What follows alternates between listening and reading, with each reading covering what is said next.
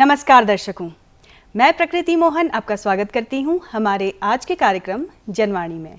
दर्शकों, हमारे आज के कार्यक्रम का विषय है वन अग्नि रोकथाम व जन सहयोग, और इस विषय में जानकारी देने के लिए हमारे साथ हमारे स्टूडियो में उपस्थित हैं श्री निशांत मंडहोत्रा, जो कि वन अरण्यपाल हैं, यानी कि कंजर्वेटर फॉरेस्ट, और साथ ही फॉरेस्ट फायर मैनेजमेंट के ये स्टेट नोडल ऑफिसर भी हैं। तो निशांत जी, आपका बहुत बहुत स्वागत है हमारे स्टूडियो में। थैंक यू, धन्यवाद जी। देखिए, सबसे पहले तो आपसे यही जानना चाहेंगे कि जैसे हम देख रहे हैं आए दिन की गर्मी बहुत ज़्यादा बढ़ रही है, और साथ ही साथ हमें ये सुनने को मिल रहा है, आए दिन ये हमें पता लगता है कि जंगलों में जो है वो बहुत ज़्यादा आग लग रही है। मतलब हर जगह देख लीजिए कि कभी कहीं आग लग रही है, कभी कहीं आग लग रही है। तो क्या कारण रहते हैं वनों में आग लगने के? प्रकृति जी, मैं ये कहना चाहूँगा कि इस वर्ष जो है 2024 की यदि बात करें तो 2010 से ज़्यादा जो है इंसिडेंसेस फॉरेस्ट फायर के हो चुके हैं जी। और उसमें लगभग 4000 से ज़्यादा जो हेक्टेयर है वो हमारे प्लांटेशन के जल चुके हैं। यदि नॉर्मल फॉरेस्ट की बात करें तो 22,000 से ज़्यादा हेक्टेयर जल चुके हैं और 7.5 करोड़ रुपए का नुकसान हो चुका है। जी देखिए, और 7.5 करोड़ का नुकसान अगर हमारी स्टेट को हो रहा तो ये बहुत बड़ा नुकसान है। बिल्कुल बिल्कुल। और जैसा आपने पूछा भी है कि ये जो फॉरेस्ट फायर हैं इनके कारण क्या हैं, इनके जो मुख्य कारण हैं ये इंटेंशनल फायर्स हैं। ज़्यादातर जो फायर्स हैं वो इंटेंशनल फायर्स हैं, मतलब जानबूझ के लगाई गई आग, जानबूझकर लगाई गई आग है जी। 95% ऑफ जो फॉरेस्ट फायर इंसिडेंसेस हैं वो इंटेंशनल फायर से लगते हैं और मात्र 5% ऐसी फायर्स हैं जो कि नेचुरल कॉजेज से लगती हैं। तो इंटेंशनल फायर्स के जो कारण रहते हैं वो मुख्यतः घास पत्ती कि ताजी ज़्यादा अच्छा घास आएगा इसलिए फॉरेस्ट फायर लगा देते हैं जी। क्योंकि देखिए, गांव में काफ़ी लोगों ने मतलब मवेशी पाले होते हैं, और आप जो उनकी अपनी ज़मीन होती है वो खेती करने के लिए इस्तेमाल करते हैं, तो जाहिर सी बात है कि उनको घास तो चाहिए।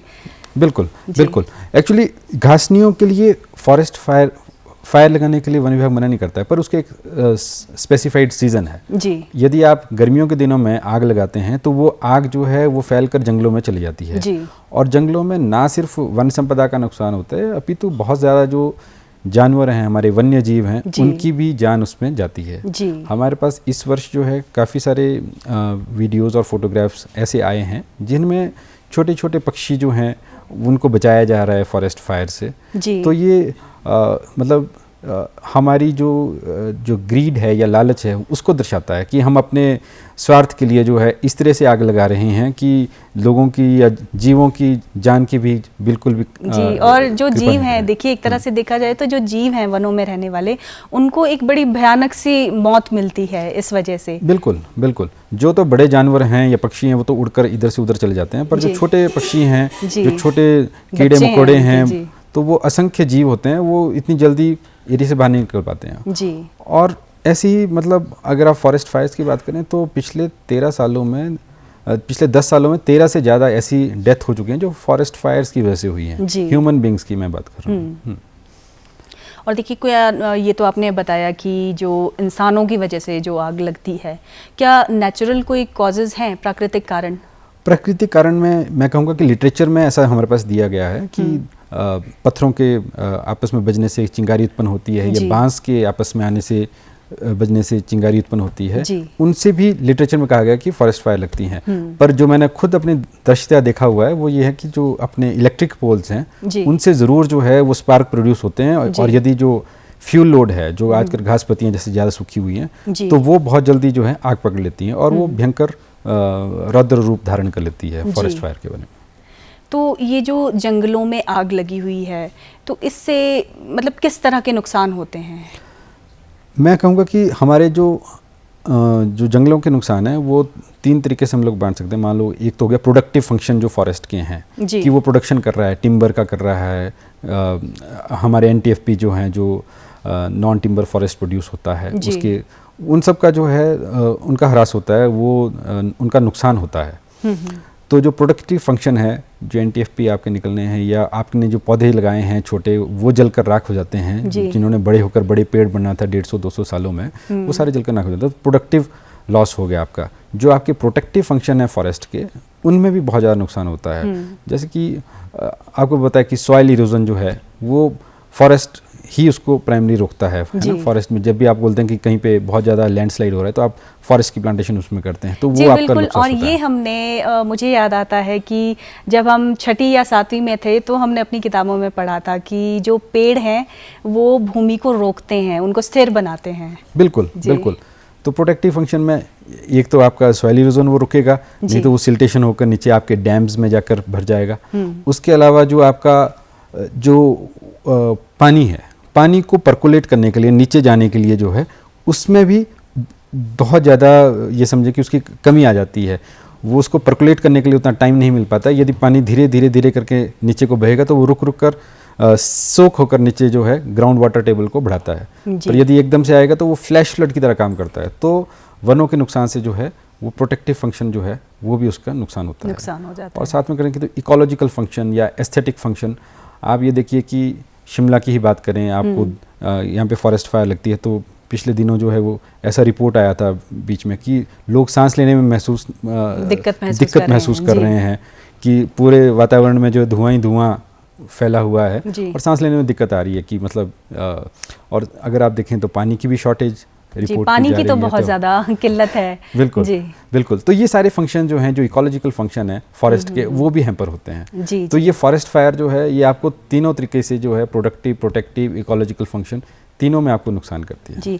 और देखिए साथ ही हम लोग एक और बदलाव महसूस कर रहे हैं अपने वातावरण में कि पहले कोहरा नज़र नहीं आता था हम लोगों को। यहाँ पर जैसे दूर की पहाड़ियाँ कोई हम देखते थे तो कोहरा नहीं नज़र आता था, लेकिन अब के समय में अगर मैं सही आंकलन कर रही हूँ तो 2-3 साल में कोहरा नज़र आने लगा है। मतलब दूर के जो पहाड़ हैं वो साफ नहीं दिखाई देते, लगता है कि बीच में कुछ धुआं सा है, धुंध सी है। हाँ, ये मतलब मैं ये कहूँगा कि जो क्योंकि उसका पार्टिकुलेट मैटर जो है फॉरेस्ट फायर की वजह से वो उड़ रहा है और उसकी वजह से ही आपकी जो ये समझ लें कि विजिबिलिटी हैम्पर होती है। विजिबिलिटी आपको नहीं, सब जगह धुआं धुआं उस समय पे आपको दिखाई देगा।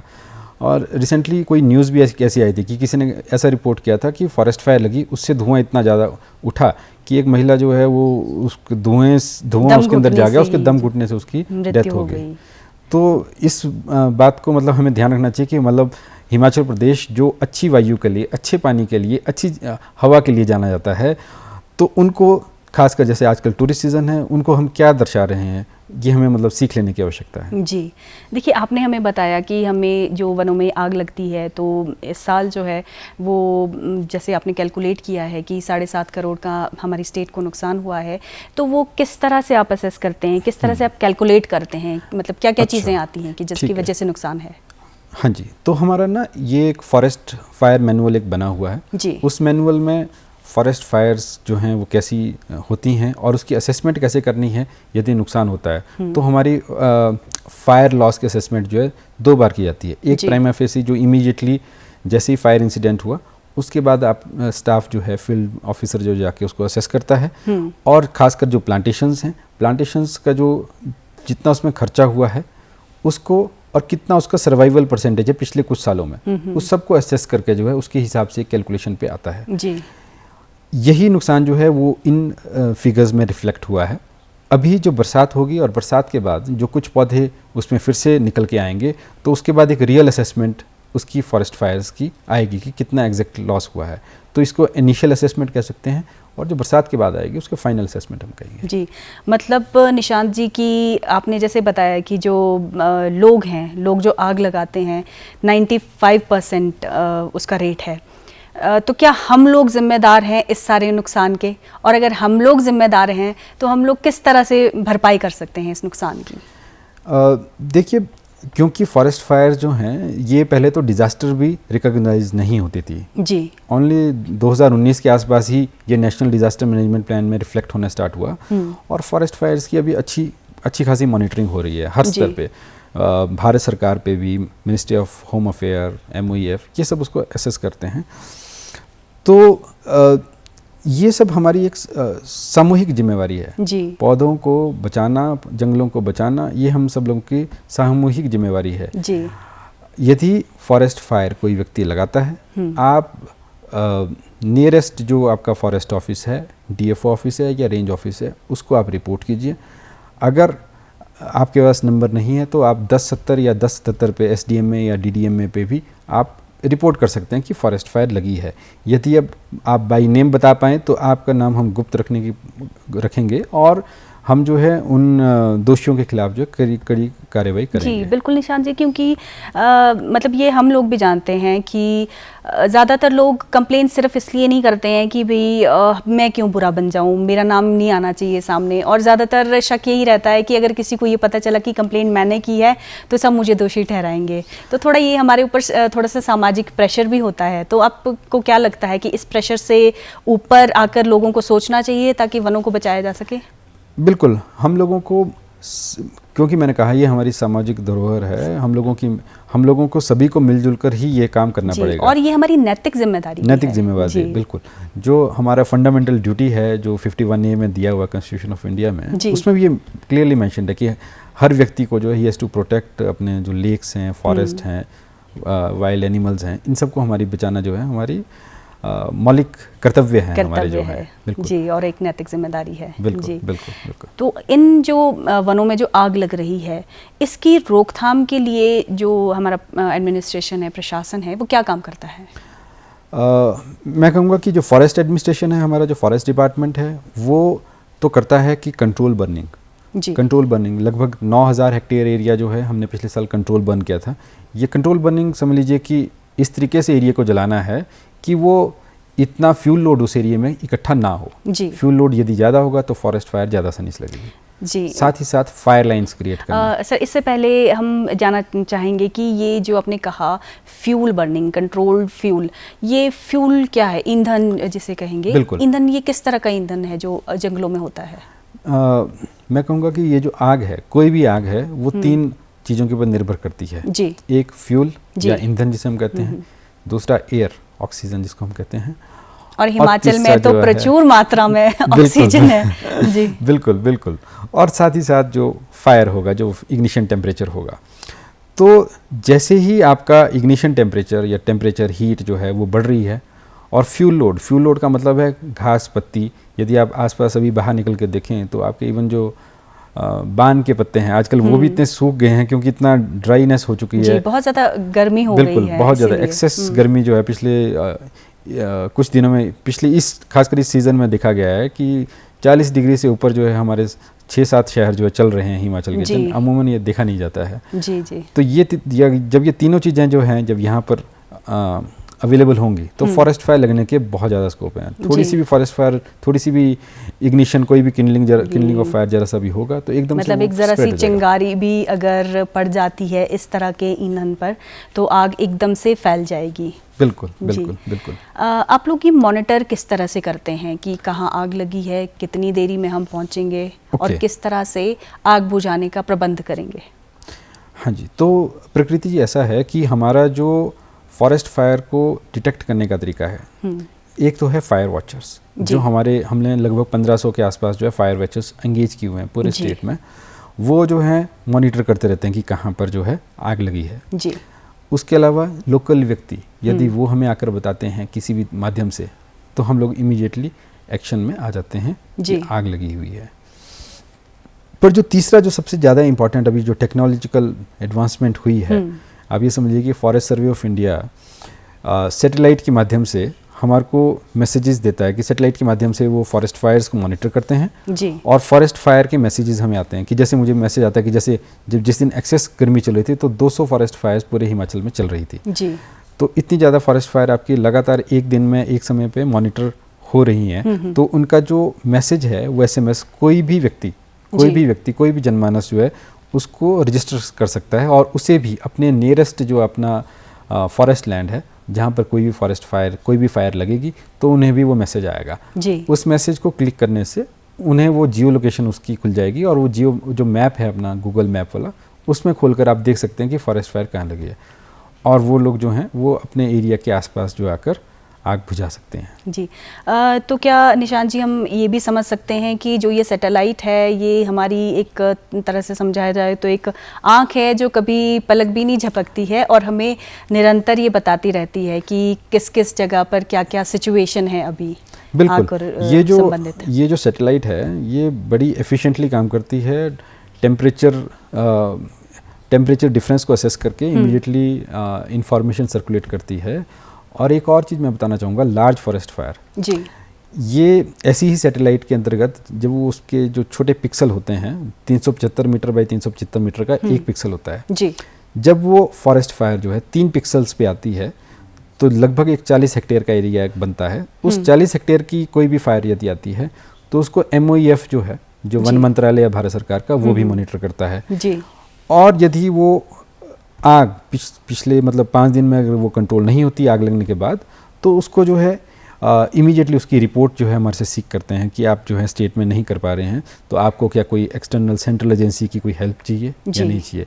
और ऐसा भी देखा गया कि 5 दिन से ऊपर भी कई बार फॉरेस्ट फायर जाती हैं, 6, 7, 8, 9 दिन, तो वो लोग उसको काफ़ी सीरियसली उसमें लेते हैं और वो मतलब दे आर ट्राइंग टू जो भी सपोर्ट वो दे सकते हैं सेंटर से, वो देने की प्रयास करते हैं। जी, देखिए आपने बताया ये MOE जो भी है और ये जो वन मंत्रालय है, हाँ, ये आपके साथ निरंतर ये कांटेक्ट में रहते हैं और आपकी हेल्प करते हैं, मतलब ये इंटरफेयर करते हैं उन चीज़ों में। तो अचानक से ऐसा क्या हुआ है कि इनका जो ये इंटरफेरेंस है, अच्छे के लिए ही सही, पर ये बढ़ गया है, इसका क्या रीज़न है? हाँ, मैं ये कहूँगा कि ये जो नेशनल डिज़ास्टर मैनेजमेंट प्लान है 2019 वाला, जी, उस प्लान में ये सारी जिम्मेवारियां जो हैं MOEF, state government, MHA, ministry of earth sciences, उन सबको अलग अलग चीज़ों के लिए जो है रिस्पॉन्सिबल किया गया है। जी, NDM में जो है नेशनल डिज़ास्टर मैनेजमेंट जो है वो भी एज अ कंसल्टेंसी एक्ट करती है, उसमें जो है वो भी पूरी तरीके से मॉनिटर करती है कि कोई ऐसा इंसिडेंस ना हो कि जिससे कि हमारे जो स्टेट के या सेंटर के जो इंटरनेशनल कमिटमेंट्स होती हैं कि हमने 2070 तक जो है कार्बन न्यूट्रल होना है या 2030 तक जो है हमने 3 गीगाटन कार्बन जो है सिक्वेस्टर करना है, ये सारे टारगेट्स को अचीव करने के लिए जो है, तो ये सारी चीज़ें ज़रूरी हैं कि इनकी मॉनिटरिंग जो है हर तरीके से हो और वो सपोर्ट भी हर तरीके से हमें करें, फाइनेंशियली भी सपोर्ट करें और फोर्स वाइज भी NDRF की यदि सपोर्ट की जरूरत पड़ती है तो वो भी हमें दें। जी, तो ये जो कार्बन आप बढ़ाना चाहते हैं वो किस तरह से बढ़ेगा? इनकी मॉनिटरिंग तो चलिए हो गई, आपको ये सपोर्ट भी कर रहे हैं, लेकिन मैं धरातल पे ये जानना चाहूँगी कि ये किस तरह से पॉसिबल होगा? देखिए, ऐसा है कि जैसे स्टेट या कंट्री ने जैसे हमारे UNO में या किसी क्लाइमेट कॉन्फ्रेंस में कमिटमेंट करते हैं कि हम ये चीज़ करेंगे, जी, है ना, तो कार्बन सिक्वेस्ट्रेशन का जो सबसे एक आसान तरीका है वो है पेड़ लगाकर करना। जी, तो पेड़ जो हैं, यदि आपके कोई भी एक वुड है जिसको हम लकड़ी बोलते हैं, लकड़ी का जो ड्राई मास है, यदि उसका मॉइस्चर हटा दें तो उसके बाद जो उसका वेट बचता है, जो सूखी लकड़ी का वेट बचता है, उसमें से 50% लगभग 50% जो उसका वेट है वो प्योरली कार्बन है। जी, तो आपको कार्बन सिक्वेस्टर या कार्बन को आसमान से या एयर से पकड़ करके सिक्वेस्टर करके उसमें रखना, वो सबसे आसान तरीका है लकड़ी को या पेड़ों को ऐसे लगाना। जी, और पेड़ों को हम तभी बचा सकते हैं जब हम उसको फॉरेस्ट फायर से बचाएंगे। यदि हमारी फॉरेस्ट फायर लगती रहेगी तो हम लोग कार्बन सिक्वेस्टर क्या करेंगे, हम तो कार्बन और ज़्यादा उसमें रिलीज़ कर रहे हैं। जो भी बर्निंग हो रही है वो सारा का सारा बायोमास जल कर कार्बन छोड़ रहा है बेसिकली। जी, देखिए एक और चीज़ मेरे जहन में आ रही है, एक फायर लाइन कोई शब्द होता है, कोई प्रक्रिया होती है, मैं चाहूँगी कि हमारे दर्शकों के लिए आप प्रकाश डालेंगे फायर लाइन क्या होती है? हाँ जी, ये प्रकृति जी, जो फॉरेस्ट में फायर लाइन्स जो हैं वो ब्रेक का काम करते हैं जी, वो एक जैसे मान लो कि फायर लगी है और वो बढ़ रही है, यदि उसके आगे जाके एक ऐसी पट्टी होगी जो लगभग 30 से 40 फुट की चौड़ी होगी और उसमें फ्यूल लोड बिल्कुल नहीं होगा, मतलब उसमें घास पत्ती बिल्कुल नहीं होगी, पूरी क्लीन होगी, तो उतनी फायर जो है कई बार आगे जंप नहीं कर पाती है। जी, हालांकि बहुत जोर की हवा होगी किसी समय तो उसको फायर लाइन को भी कई बार जंप कर जाती है, बट वो हमारा एक ये समझ लीजिए कि एक ऐसी पट्टी है जिसको फायर ब्रेक की तरह यूज़ किया जाता है। मतलब फायर उसको क्रॉस नहीं कर सकती। हाँ जी, तो बेसिकली ये जो काफ़ी सारी जो सड़कें हैं वो भी फायर ब्रेक की ही तरह काम करती हैं, वो ऑब्वियसली लाइक फायर लाइन ही है, तो वैसी ही काम करती हैं। पर क्योंकि सब जगह सड़कें नहीं हैं तो जिन एरियाज़ में हमारी सड़कें नहीं भी हैं वहाँ पे हमें फायर लाइंस मेंटेन करते हैं। तो हमारा जो वर्किंग प्लान बना था उसमें वो मेंशन है कि कौन कौन सी फायर लाइंस हैं। गत वर्ष हमने जो है लगभग 1100 किलोमीटर के आसपास जो फायर लाइंस मेंटेन की हैं। जी, देखिए आप नोडल ऑफिसर हैं, तो किस तरह का जन सहयोग रहता है या फिर किस तरह का जन सहयोग आप लोग एक्सपेक्ट करते हैं कि जो वन अग्नि है उसकी रोकथाम के लिए जो कारगर साबित हो सके? मैं ये कहूँगा कि जो फॉरेस्ट फायर्स जो हैं उसको कंट्रोल करने के लिए जो जन सहयोग है वो अति आवश्यक है जी। जो फायर्स हैं वो एक बीट है वो काफ़ी बड़ा एरिया होता है। वो अकेला फॉरेस्ट गार्ड या उसके साथ 2 फॉरेस्ट वॉचर्स जो हैं या वर्कर्स जो हैं वो सारे उस एरिया को कवर नहीं कर सकते हैं। जी। यदि आग लगेगी तो वो बहुत ज़्यादा एरिया में फैल जाती है और कई जगह तो एक बीट में मल्टीपल पॉइंट्स पे एक ही जंगल में 7 जगह पे, और वो क्योंकि कोई व्यक्ति लगा रहा है उसने 7 जगह पे आग लगा दी है तो सब जगह पे कंट्रोल करना बहुत ही ज़्यादा मुश्किल हो जाता है।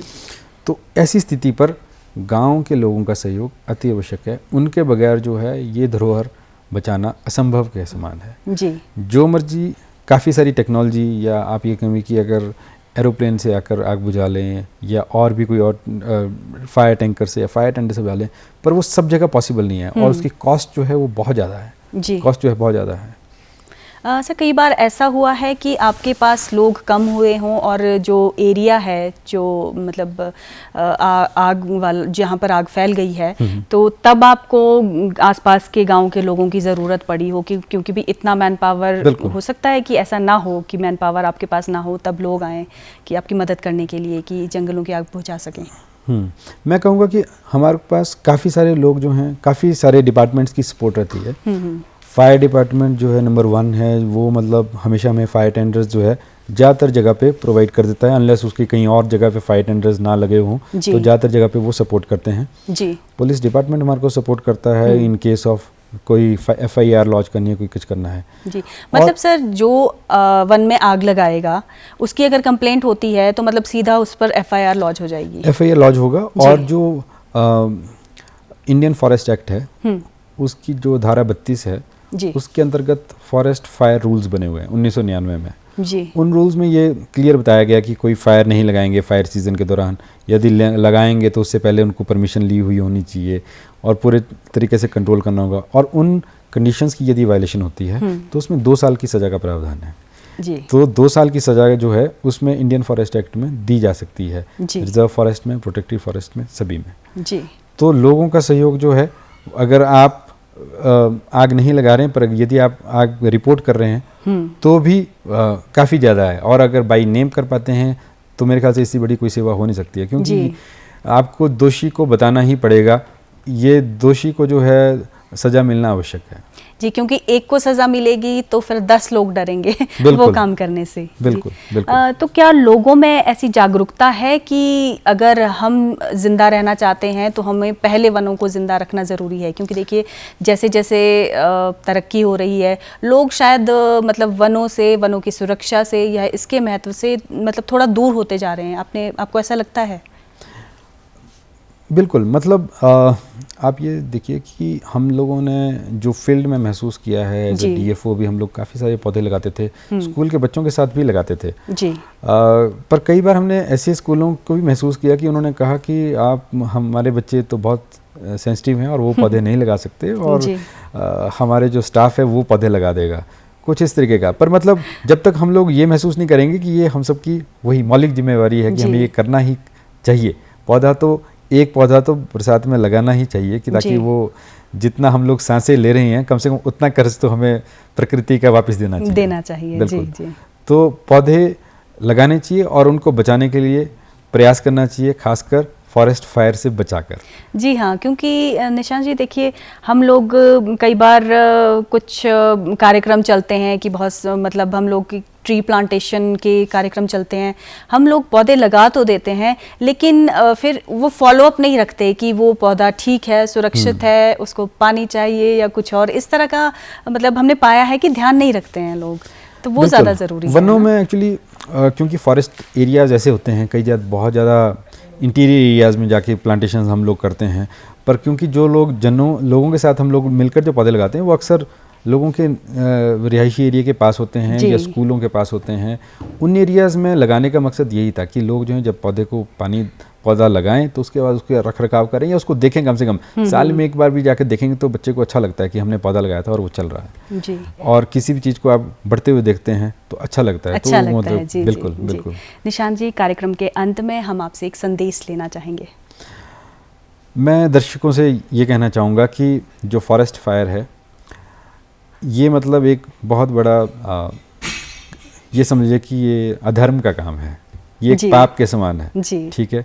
तो वनों को हमें बचाना चाहिए, वन हमें लगाने चाहिए, और यदि फॉरेस्ट फायर हमारे आसपास लगती है तो हमें इमीडिएटली रिपोर्ट करनी चाहिए। जिस भी क्षमता से हम लोग फॉरेस्ट फायर बुझा सकते हैं हमें बुझानी चाहिए, और ये हम सब लोगों की मौलिक जिम्मेवारी है। ये हम सब लोगों के लिए मतलब ये समझ लीजिए कि हमने जो है, हमारे पूर्वजों ने ये जंगल लगाए थे, हमें वो अच्छे मिले थे, और ये इस वर्ष या इन दिनों या इन पिछले कुछ वर्षों से जो है फॉरेस्ट फायर के इंसिडेंस इतने ज़्यादा बढ़ चुके हैं। हम अपनी आने वाली भविष्य की नस्लों के लिए क्या छोड़ रहे हैं, है ना। वो डिग्रेडेड फॉरेस्ट मिलेंगे उनको जो है। तो वो एक हम चाहते हैं कि जैसे हम लोग अपने बच्चों के लिए काफ़ी सारे पैसे इकट्ठे करके जाते हैं कि तुम अच्छे से ग्रो करो, वैसे ही हमें जो है पौधे भी लगा के रखने चाहिए। कोई बाहर से आता है तो हमें अच्छा लगता है कि शिमला में सब जगह पौधे लगे हैं, तो बड़ा अच्छा देवदार के फॉरेस्ट हैं, तो एक ठंडक महसूस होती है, एस्थेटिक ब्यूटी, आंखों को अच्छा लगता है। वैसे ही जो लोग हैं उनको भी पौधे लगाने चाहिए अपने आने वाली भविष्य के लिए, और फॉरेस्ट फायर से बचाना चाहिए। जी निशांत जी, आप हमारे स्टूडियो में आए और बहुत ही बेहतरीन जानकारी आपने हमारे दर्शकों को दी। आपका हमारे स्टूडियो में आने के लिए बहुत बहुत धन्यवाद। थैंक यू, धन्यवाद। दर्शकों, हम उम्मीद करते हैं कि आपको हमारा आज का ये कार्यक्रम पसंद आया होगा और दर्शक हमारे द्वारा दी गई जानकारी से लाभान्वित हुए होंगे। अगले कार्यक्रम में फिर से आपसे मुलाकात होगी, तब तक के लिए आज्ञा दीजिए। नमस्कार।